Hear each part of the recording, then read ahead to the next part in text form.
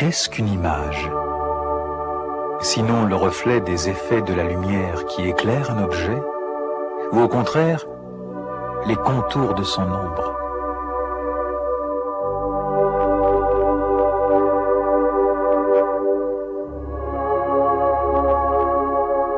Sur notre rétine, l'image est aussi fugitive qu'un reflet dans un miroir.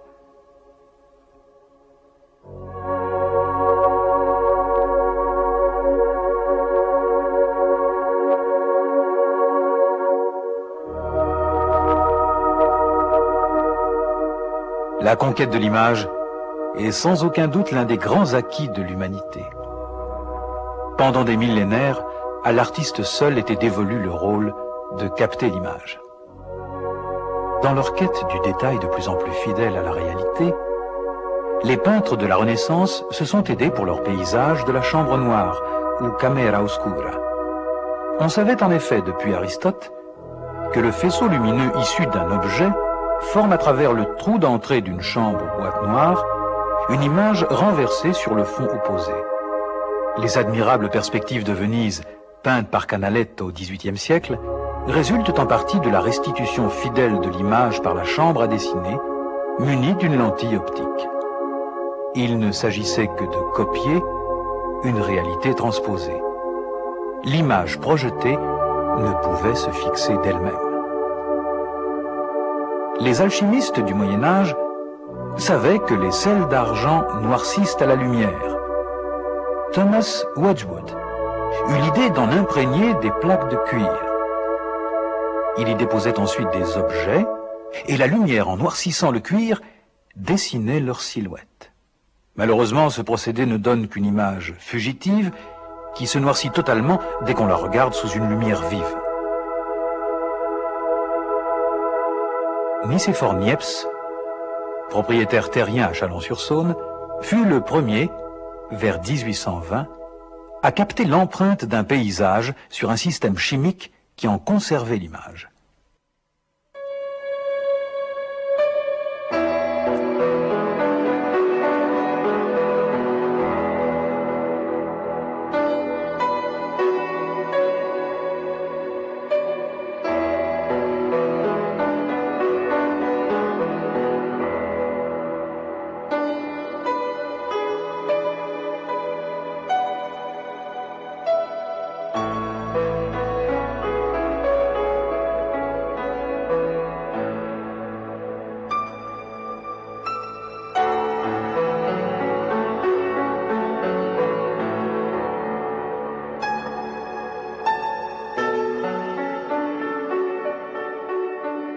Ce point de vue, qu'il a réalisé depuis sa maison à Saint-Loup-de-Varennes, est une image inversée comme nos négatifs. Mais il s'agit bien d'un positif, car les ombres sont noires et les parties ensoleillées sont claires. De plus, le soleil illumine à la fois des murs opposés. Ceci indique que le temps de pose était d'au moins une journée et trahit la faible sensibilité du système employé. Cette photographie est la seule effectuée par Niepce qui soit parvenue jusqu'à nous. La découverte que j'ai faite et que je désigne sous le nom d'héliographie consiste à reproduire spontanément par l'action de la lumière les images reçues dans la chambre obscure. Ce n'est qu'en 1989 que des recherches ont permis de redécouvrir le procédé Niepce qui n'avait pas été reproduit depuis son invention. Nous allons le voir réédité pour la première fois devant nous. La substance que j'emploie est l'asphalte ou bitume de Judée. Je remplis à moitié un verre de bitume pulvérisé. Je verse dessus, goutte à goutte, de l'huile essentielle de lavande jusqu'à ce que le bitume n'en absorbe plus. Ce composé a la propriété de durcir et de devenir insoluble sous l'action de la lumière. Une petite quantité de ce vernis appliqué à froid sur une planche d'argent plaquée, bien polie, lui donne une belle couleur vermeille et s'y étend en couches minces et très égales. On place ensuite la planche sur un fer chaud. Lorsque le vernis ne poisse plus, on retire la planche pour la laisser refroidir. La planche ainsi préparée peut être immédiatement soumise aux impressions du fluide lumineux. Dans ces conditions, le bitume met plusieurs jours pour durcir. L'image du paysage a donc été remplacée par la projection plus lumineuse d'une diapositive afin de raccourcir le temps de pause. Même après avoir été exposé assez de temps pour que l'effet ait eu lieu, rien n'indique que celui-ci existe réellement, car l'empreinte reste inaperçue. Il s'agit donc de la dégager, et on y parvient à l'aide d'un dissolvant composé d'une partie d'huile essentielle de lavande sur 6 parties. On voit l'empreinte apparaître et se découvrir peu à peu. Les parties sombres de l'image, comme les arbres ou les fenêtres, n'ont pas reçu de lumière. Elles se dissolvent pour laisser apparaître l'argent poli. En revanche, les parties lumineuses, comme le ciel, ont durci et restent intactes. Comme le bitume brun durci protège les endroits illuminés, et que dans les zones d'ombre, l'argent poli est mis à nu, on obtient une image négative. Pour obtenir une image positive, Niepce soumet la plaque négative aux vapeurs émises par des cristaux d'iode. L'argent est attaqué aux endroits où il est découvert. Il s'y forme un dépôt d'iodure d'argent qui noircit à la lumière. On juge de l'effet et on enlève ensuite le bitume durci à l'alcool. Il ne reste plus aucune trace de l'empreinte primitive.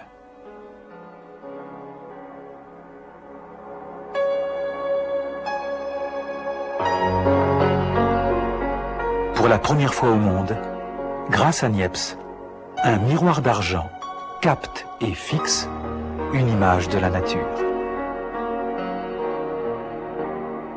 Après la mort de Niepce, avec lequel il était associé depuis 1829, un peintre et décorateur de théâtre, né à Cormeilles en Parisie, Louis-Jacques Mandé Daguerre, réussit à réduire considérablement le temps de pause à quelques minutes grâce à une nouvelle procédure, le développement.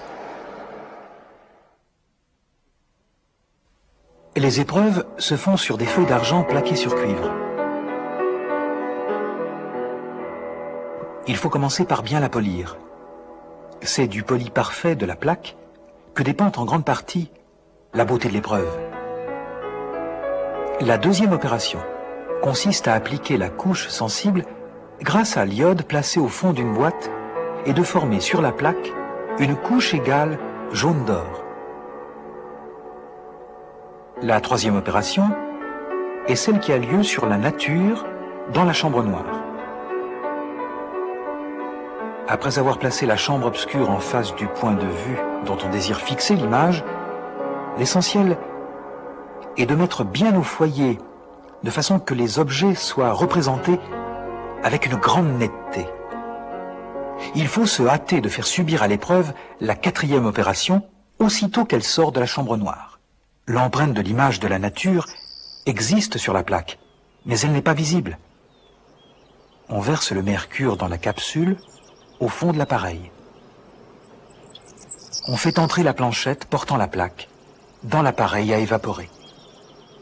C'est véritablement ce traitement au mercure qui, en amplifiant les effets primaires de la lumière, constitue le premier procédé de développement. Il fut décisif dans la suite pour réduire les temps de pause et pour assurer le succès de la photographie. Le deuxième apport important de Daguerre à la photographie est la fixation de l'image. Il faut enlever de la plaque l'iode qui, autrement, lorsque l'épreuve serait exposée trop longtemps à la lumière, continuerait à se décomposer et la détruirait. Il faut pour cette opération de l'eau saturée en sel marin ou d'hyposulfite de soude. Le daguerreotype apparaît. Maintenant, quelques minutes suffisent à un miroir d'argent pour retenir l'image de la nature.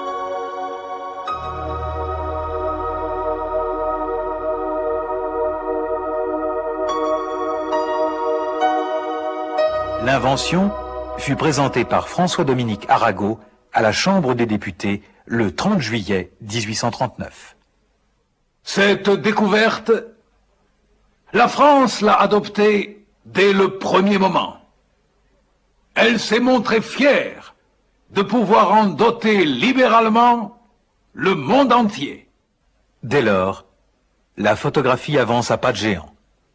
En cette même année 1839, Hippolyte Bayard réalise à Paris le premier cliché direct sur papier. Puis, l'anglais Fox Talbot met au point le procédé négatif-positif qui permet la multiplication d'une même photo.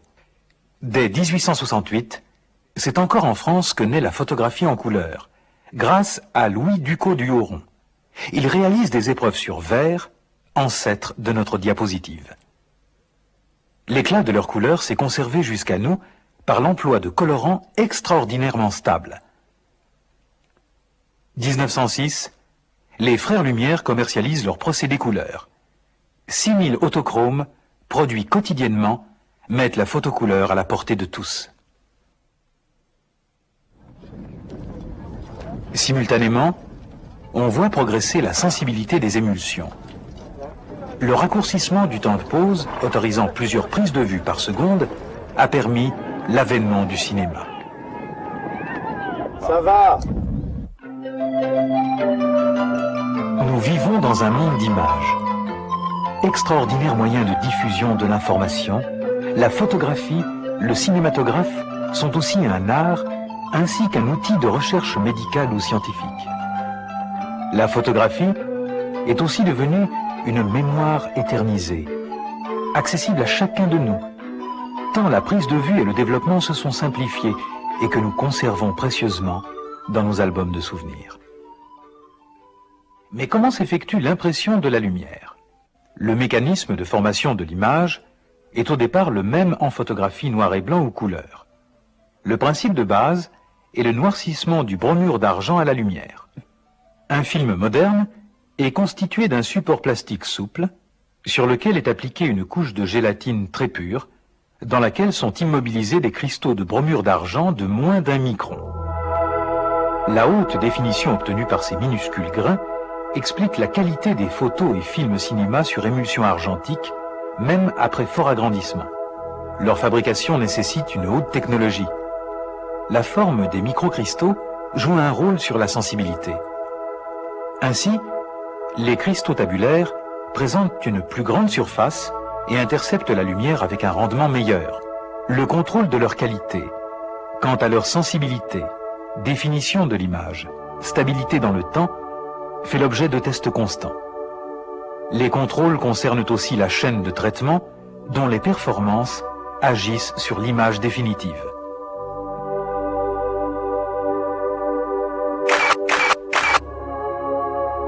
L'observation en lumière rouge de la pellicule après la prise de vue ne laisse apparaître aucun changement visible, même au microscope électronique.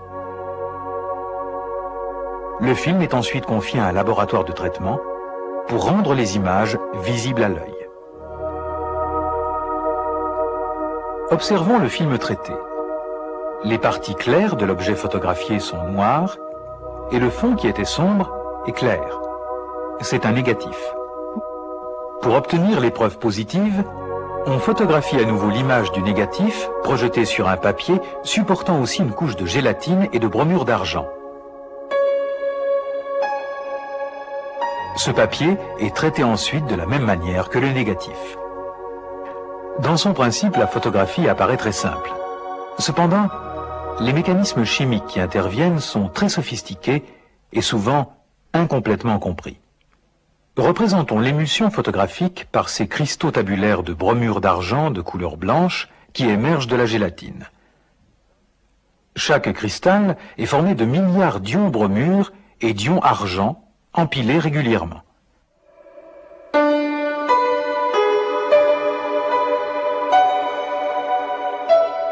Lorsqu'un photon frappe un ion bromure, il arrache son électron.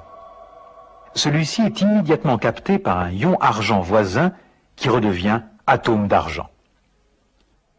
Si autant de photons qu'il y a d'ions bromure frappent le cristal, on assiste progressivement à la transformation complète en un grain d'argent noir, ce qui demande plusieurs heures.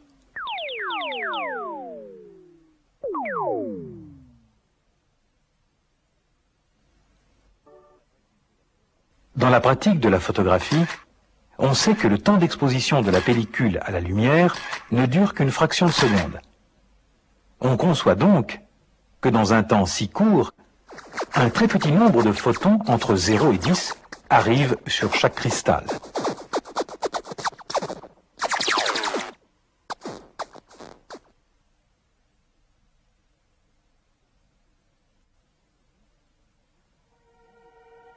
Un nombre équivalent d'ions argent sont alors transformés en atomes.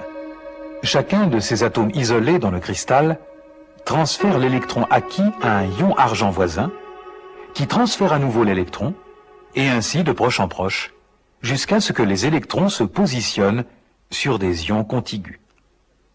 Un petit groupe d'atomes d'argent voisins est ainsi formé qu'on appelle agrégats.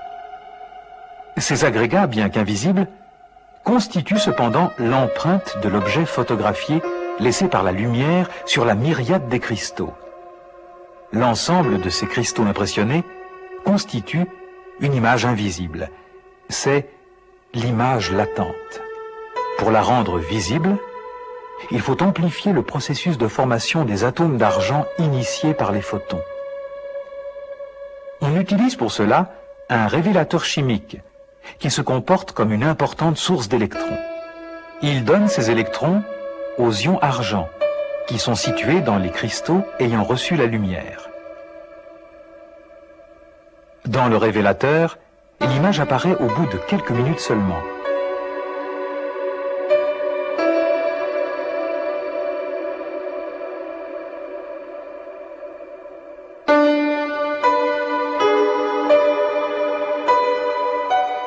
On constate que seuls les cristaux qui ont été irradiés noircissent, alors que le révélateur est sans effet sur les cristaux n'ayant pas reçu de lumière.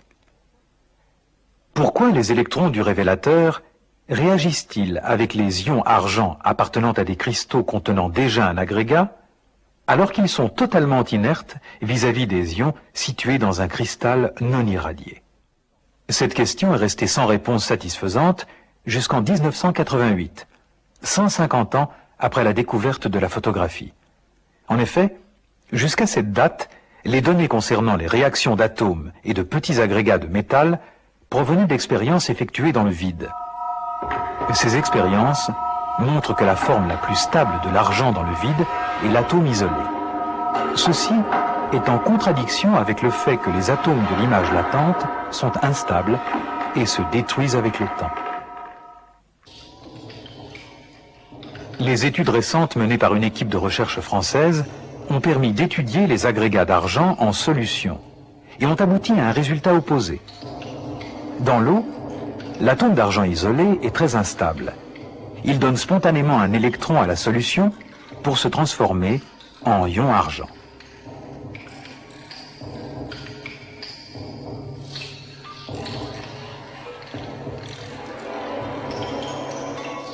Comme un atome d'argent n'est pas stable dans l'eau, on comprend pourquoi un cristal pur de bromure d'argent ne noircit pas en présence des électrons du révélateur. Tout atome qui se formerait perdrait immédiatement son électron et redeviendrait l'ion qu'il était au départ.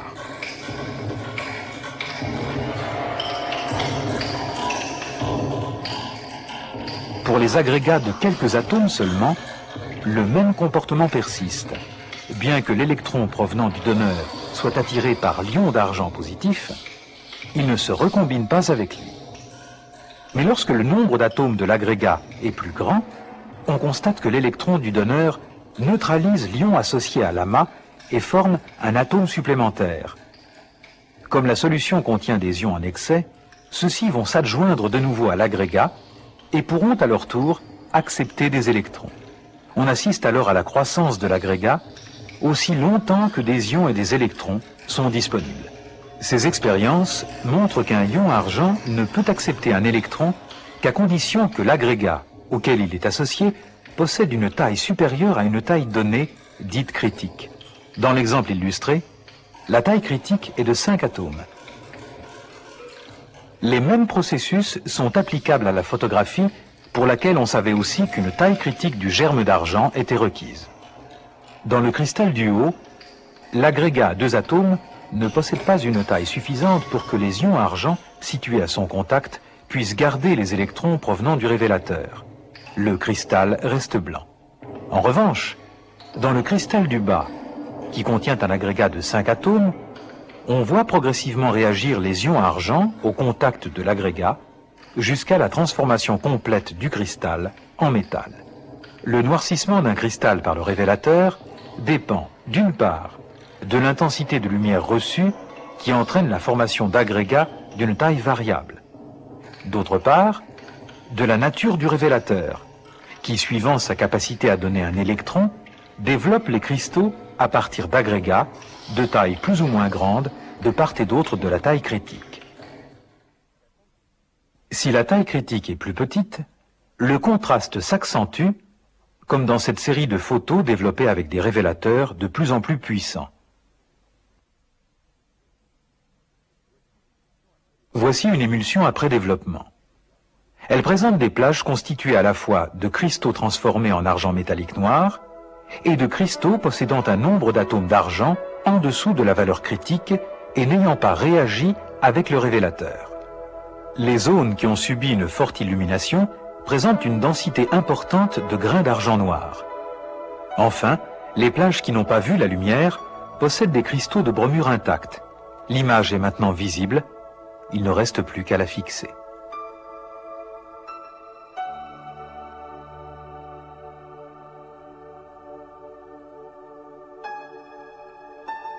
Le fixateur élimine par dissolution les cristaux de bromure d'argent qui par la suite réagiraient à la lumière. À l'œil, les zones sans cristaux apparaissent claires. Les zones très intenses en grains de métal apparaissent noires. Les zones ayant reçu une quantité moyenne de lumière présentent une densité de grains noirs plus faible et l'œil les perçoit grises. Ces plages constituent une image négative en noir, gris et blanc. Il suffira par la suite de photographier à nouveau ce négatif pour obtenir une image positive. Le développement de l'image latente argentique est également la clé de la formation de l'image couleur.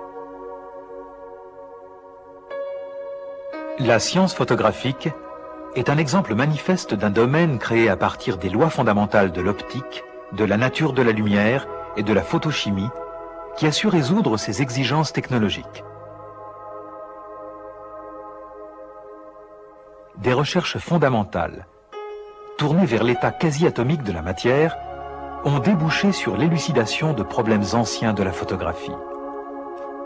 Elles permettront aussi de mieux comprendre en général les phénomènes de nucléation et croissance cristalline, les propriétés des films ultraminces et les mécanismes de la catalyse qui jouent un grand rôle dans de nombreuses recherches appliquées.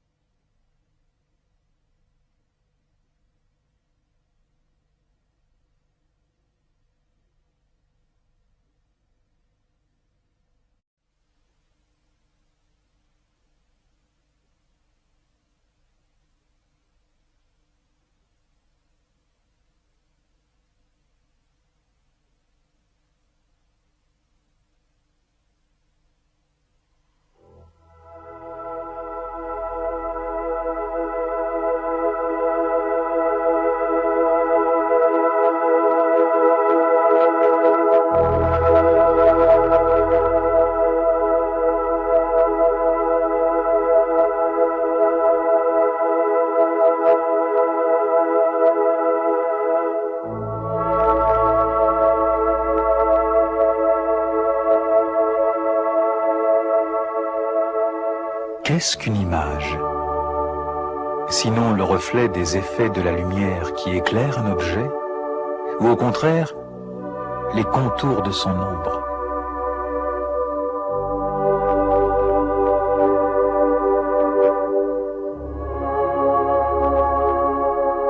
Sur notre rétine, l'image est aussi fugitive qu'un reflet dans un miroir.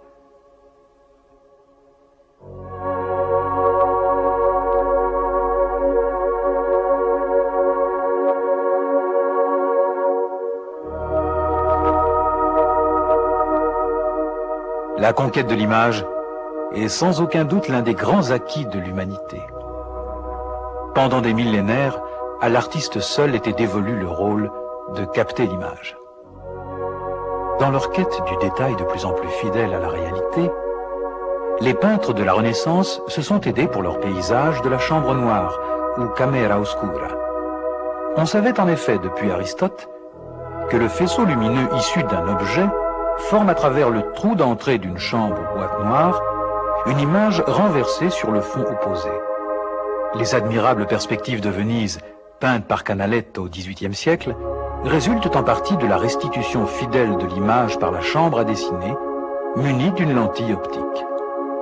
Il ne s'agissait que de copier une réalité transposée. L'image projetée ne pouvait se fixer d'elle-même. Les alchimistes du Moyen-Âge savaient que les sels d'argent noircissent à la lumière. Thomas Wedgwood eut l'idée d'en imprégner des plaques de cuir. Il y déposait ensuite des objets, et la lumière, en noircissant le cuir, dessinait leur silhouette. Malheureusement, ce procédé ne donne qu'une image fugitive qui se noircit totalement dès qu'on la regarde sous une lumière vive. Nicéphore Niepce, propriétaire terrien à Chalon-sur-Saône, fut le premier, vers 1820, à capter l'empreinte d'un paysage sur un système chimique qui en conservait l'image.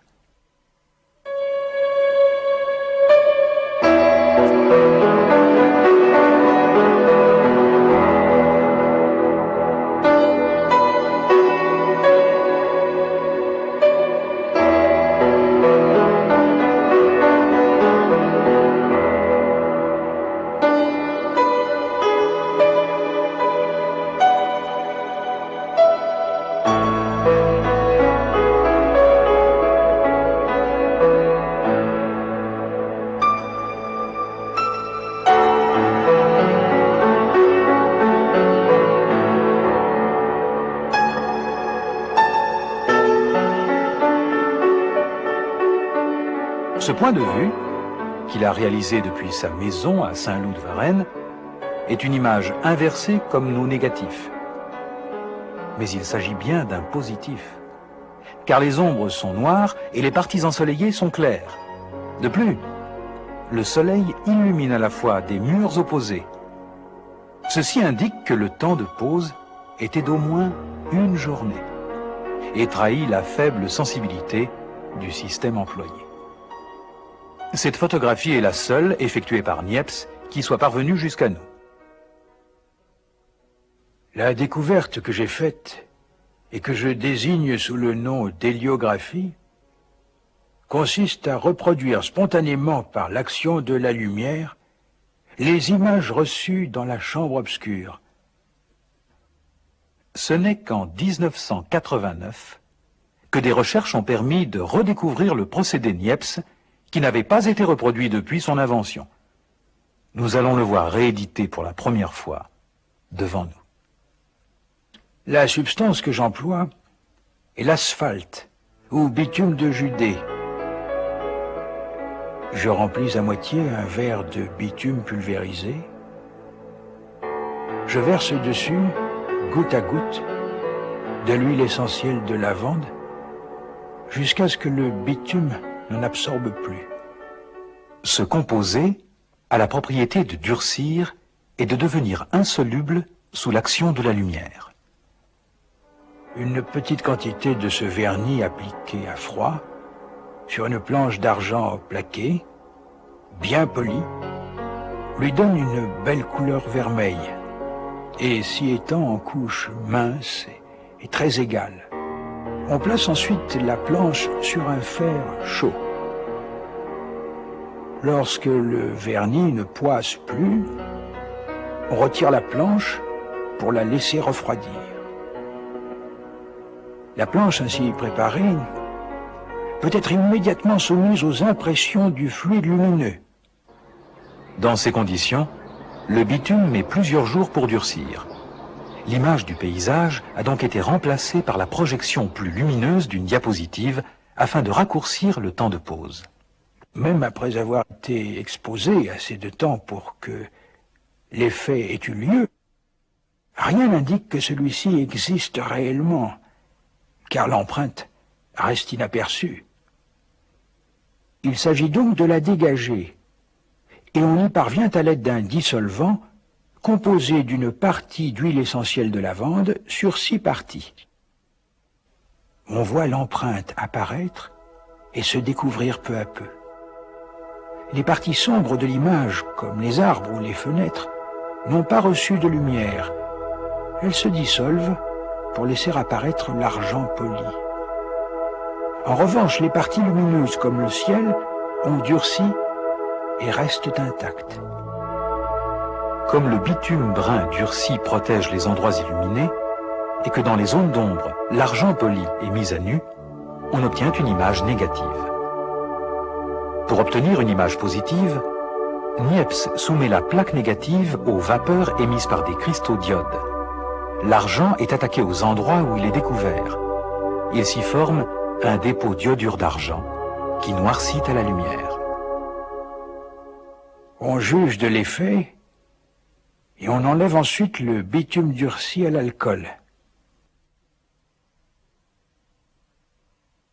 Il ne reste plus aucune trace de l'empreinte primitive.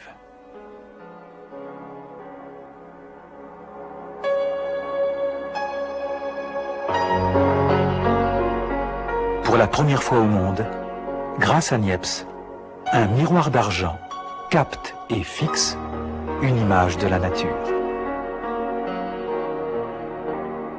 Après la mort de Niepce, avec lequel il était associé depuis 1829, un peintre et décorateur de théâtre né à Cormeilles en Parisie, Louis-Jacques Mandé Daguerre, réussit à réduire considérablement le temps de pause à quelques minutes grâce à une nouvelle procédure, le développement.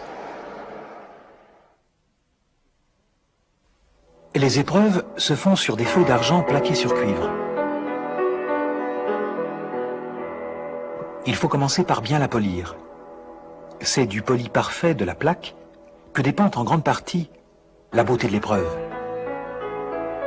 La deuxième opération consiste à appliquer la couche sensible grâce à l'iode placé au fond d'une boîte et de former sur la plaque une couche égale jaune d'or.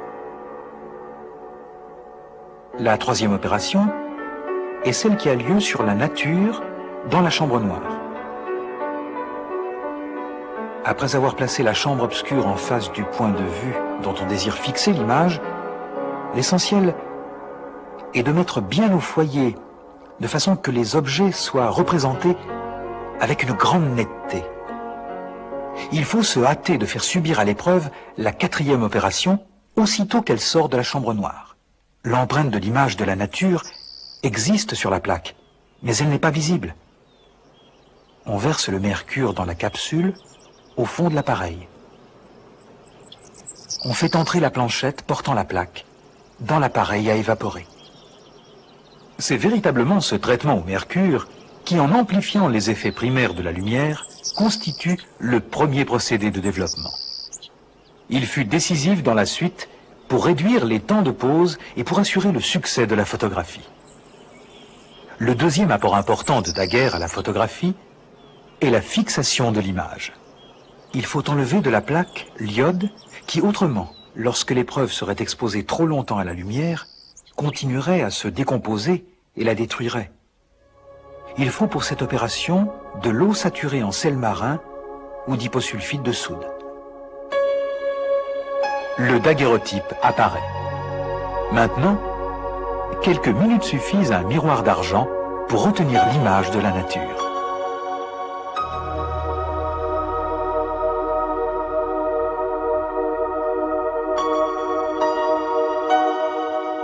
L'invention fut présentée par François-Dominique Arago à la Chambre des députés le 30 juillet 1839. Cette découverte, la France l'a adoptée dès le premier moment.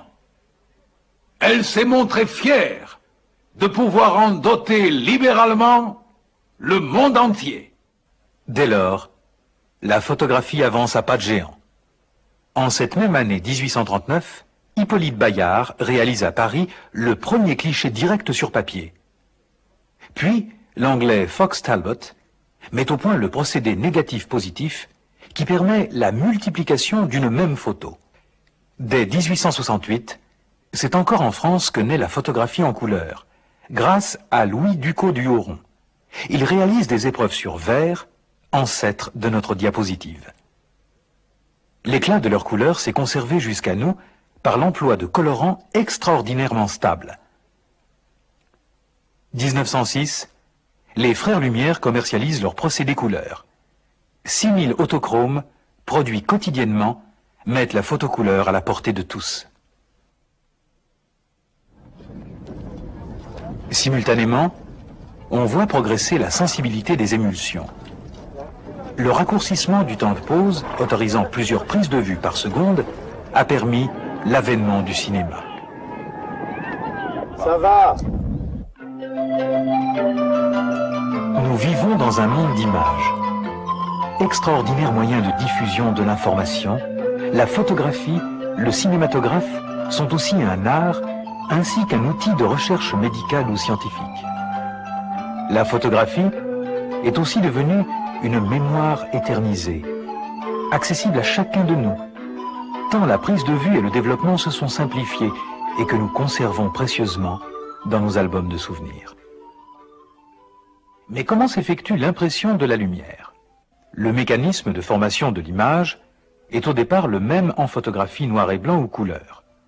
Le principe de base est le noircissement du bromure d'argent à la lumière. Un film moderne est constitué d'un support plastique souple sur lequel est appliquée une couche de gélatine très pure dans laquelle sont immobilisés des cristaux de bromure d'argent de moins d'1 micron. La haute définition obtenue par ces minuscules grains explique la qualité des photos et films cinéma sur émulsion argentique, même après fort agrandissement. Leur fabrication nécessite une haute technologie. La forme des microcristaux joue un rôle sur la sensibilité. Ainsi, les cristaux tabulaires présentent une plus grande surface et interceptent la lumière avec un rendement meilleur. Le contrôle de leur qualité, quant à leur sensibilité, définition de l'image, stabilité dans le temps, fait l'objet de tests constants. Les contrôles concernent aussi la chaîne de traitement dont les performances agissent sur l'image définitive.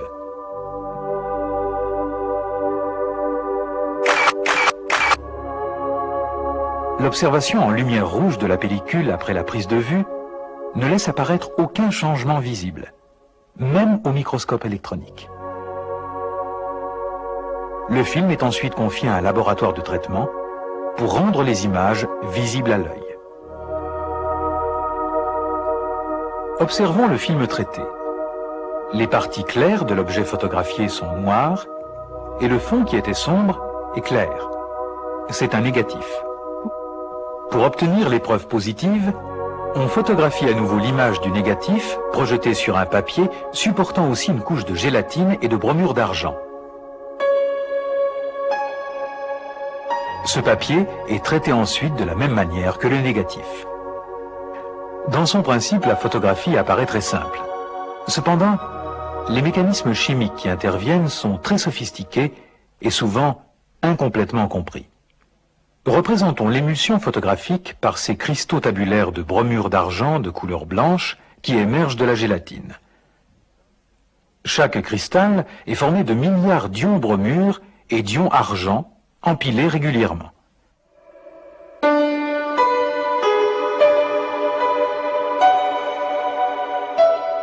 Lorsqu'un photon frappe un ion bromure, il arrache son électron. Celui-ci est immédiatement capté par un ion argent voisin qui redevient atome d'argent. Si autant de photons qu'il y a d'ions bromure frappent le cristal, on assiste progressivement à la transformation complète en un grain d'argent noir, ce qui demande plusieurs heures.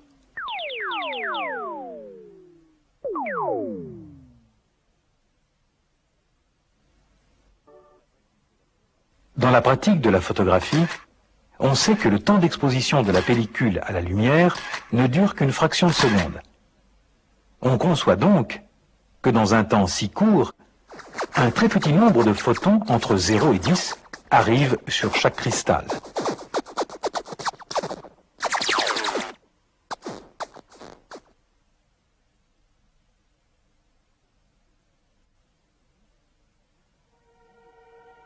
Un nombre équivalent d'ions argent sont alors transformés en atomes.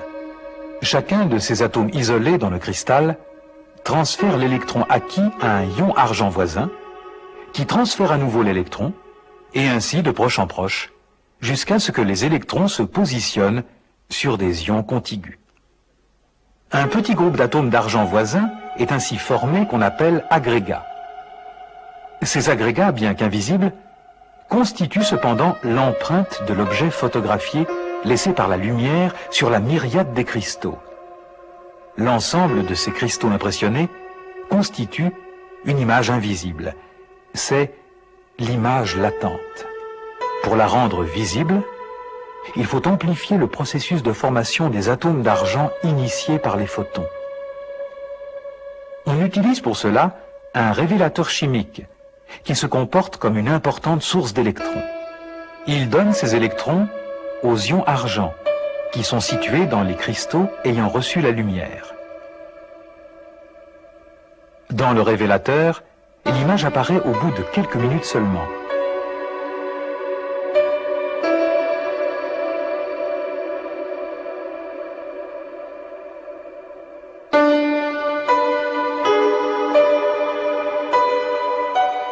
On constate que seuls les cristaux qui ont été irradiés noircissent, alors que le révélateur est sans effet sur les cristaux n'ayant pas reçu de lumière.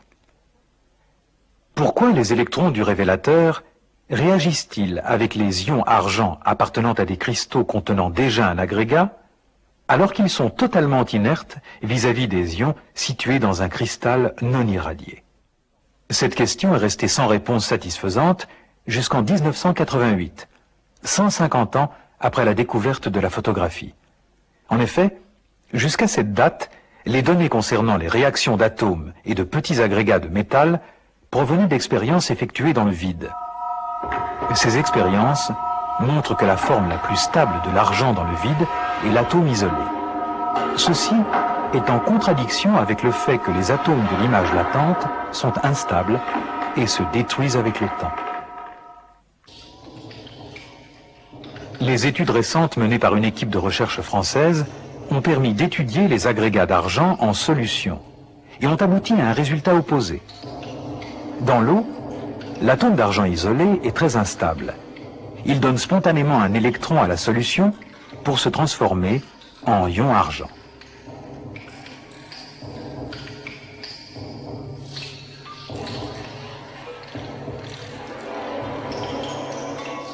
Comme un atome d'argent n'est pas stable dans l'eau, on comprend pourquoi un cristal pur de bromure d'argent ne noircit pas en présence des électrons du révélateur. Tout atome qui se formerait perdrait immédiatement son électron et redeviendrait l'ion qu'il était au départ.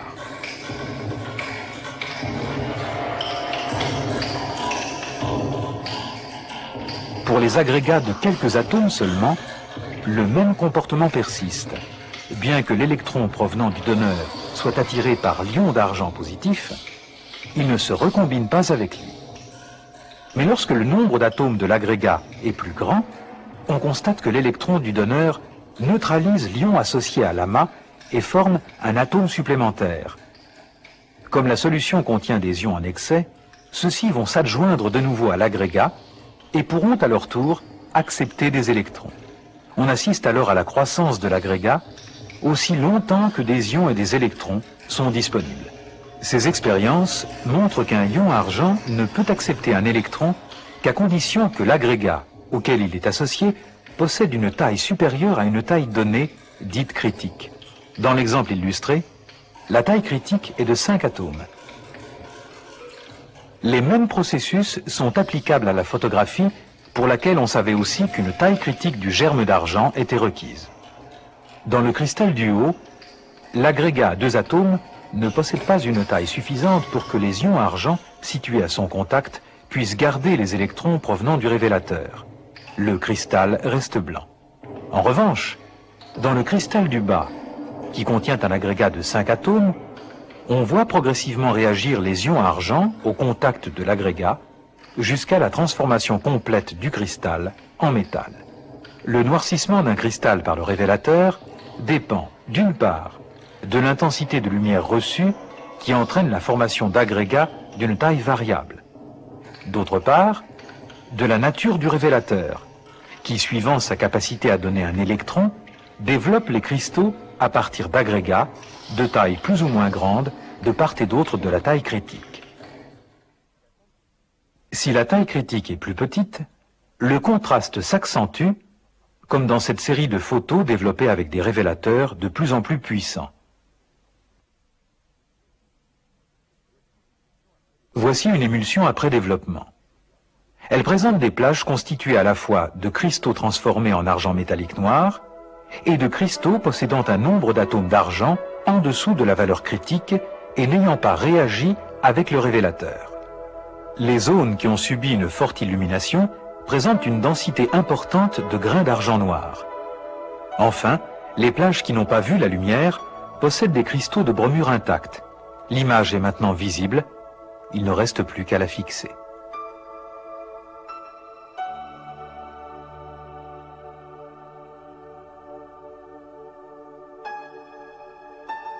Le fixateur élimine par dissolution les cristaux de bromure d'argent qui par la suite réagiraient à la lumière. À l'œil, les zones sans cristaux apparaissent claires. Les zones très intenses en grains de métal apparaissent noires. Les zones ayant reçu une quantité moyenne de lumière présentent une densité de grains noirs plus faible et l'œil les perçoit grises. Ces plages constituent une image négative en noir, gris et blanc. Il suffira par la suite de photographier à nouveau ce négatif pour obtenir une image positive. Le développement de l'image latente argentique est également la clé de la formation de l'image couleur. La science photographique est un exemple manifeste d'un domaine créé à partir des lois fondamentales de l'optique, de la nature de la lumière et de la photochimie, qui a su résoudre ces exigences technologiques. Des recherches fondamentales, tournées vers l'état quasi-atomique de la matière, ont débouché sur l'élucidation de problèmes anciens de la photographie. Elles permettront aussi de mieux comprendre en général les phénomènes de nucléation et croissance cristalline, les propriétés des films ultraminces et les mécanismes de la catalyse qui jouent un grand rôle dans de nombreuses recherches appliquées.